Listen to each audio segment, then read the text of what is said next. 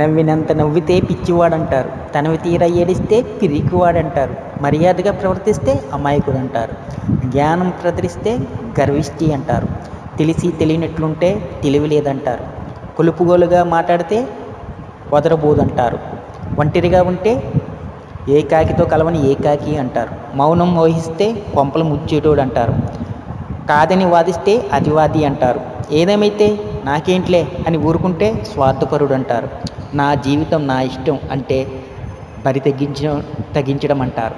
ఎలా బతకాలో ఎరుకయ్యేలోపు చితికిపోతామో ఈ బతుకు. ఒక్కటైతే నిజమనిపిస్తుంది, లోకమంతా మెచ్చినట్లు బతకడం అంటే మనం చచ్చినట్లు బతకడమే.